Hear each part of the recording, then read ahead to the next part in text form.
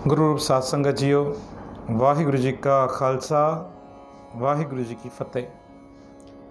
जी त लड़ीवार जपजी साहिब जी वीचार कंदे अज जपजी साहिब जी 14 पौड़ी जी वीचार करनी है। सोचो तो समझण जो जतन कयूं, कोशिश कयूं तो गुरु नानक देव महाराज पातशाह जपजी साहिब जी 14 पौड़ी के अंदर सिख के केड़ी समझाणी देन था, केड़ी सिख्या देन था, केड़ी बख्शिशा करन था। सो साहिब 14 पौड़ी के अंदर साहिब फरमाइन था, मन्ने मार्ग ठाक न पाए। इते भी लफ्ज़ है मन्ने, नन्ने के दिलावा है।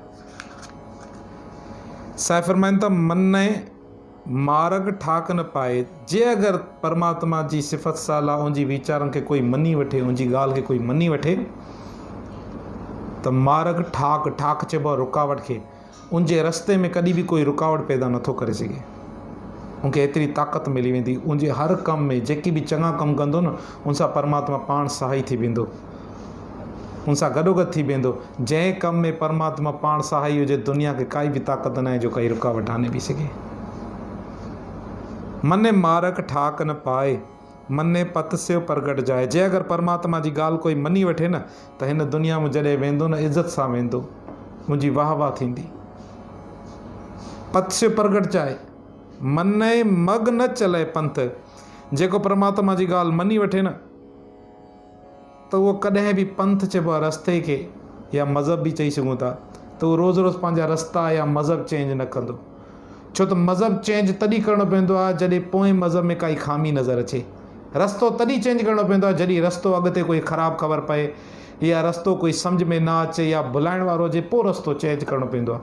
आमतौर ते ॿारनि जो ॾिसंदव केॾी कंहिं महिल ईअं हूंदो आहे त पहिरीं खां वठी करे 5 ताईं हिकिड़े ई स्कूल में ॿार पढ़ंदा आहिनि, पर काथे काथे ईअं हूंदो आहे त पढ़ाई में हेर फेर हूंदी आहे। हिकु स्कूल में पढ़ाई घटि वधि हूंदी आहे, केॾी कंहिं महिल कोई परते सुठो स्कूल हूंदो आहे, उन स्कूल में ॿार जी एडमिशन कराईंदा, पोइ 5 पूरा न कराईंदा, 5 क्लास पूरा न कराईंदा, पोइ छा कंदा, ॿियों पढ़ियो या टियों पढ़ियो, पोइ चवंदा उन सुठे स्कूल में दाख़िला ॾियऊंसि इन मां गॾाए करे। छाकाणि छो त उते अञा वधीक होशियारु थींदो। छाकाणि चेंज करण जी ज़रूरत पई, छो त पोइ हिते हिकिड़े स्कूल में खामी आहे, हुन स्कूल में कुझु ख़ूबी नज़र अचे थी। साहिब चवंदा जे अगर परमात्मा तुझी कोई गाल मनी वठे न तो उनखे रोज़ रोज़ रस्ता चेंज करण जी, पंहिंजो पंथ चेंज करण जी ज़रूरत न पवंदी। मने मग न चले पंथ, छो चेंज करण जी ज़रूरत पवंदी? छो तो गुरु नानक देव महाराज जो पंथ आई अहिड़ो जेको मन धर्म से थी संबंध, उनजो डायरेक्ट धर्म सां संबंध थी वेंदो। धर्म आहे छा असल में? साहिब फरमाइनि था, सर्व धर्म में श्रेष्ठ धर्म, सभिनी धर्मनि को श्रेष्ठ ऊंचो वॾो धर्म कहिड़ो आहे? हर को नाम जप निर्मल करम। हरि जो नाम जपण ऐं तुंहिंजा निर्मल सुठा कम, जंहिंजे अंदर कोई भी दाग न हुजे, ऊचे चरित्र वारा, सुठी सोच वारा कम ई तुंहिंजो सभ को वॾो धर्म इहो ई आहे।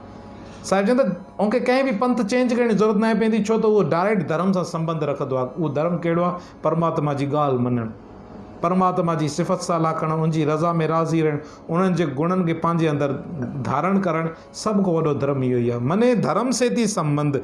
जे अगर कोई मनी वठे न तो उनजो डायरेक्ट धर्म सां संबंध थी वेंदो आहे। साहिब फरमाइनि था, ऐसा नाम, एॾो ऊंचो नाम निरंजन होए, जेको कालक को रहता, विकारन को रहता, एतिरो ऊंचो नाम। पर जेको मन जाने, जे अगर कोई काश मनी वठे न, मन कोई पंहिंजे मन जे अंदरि मनी वठे न, उहो इहे सभु फ़ाइदा वठी सघे थो।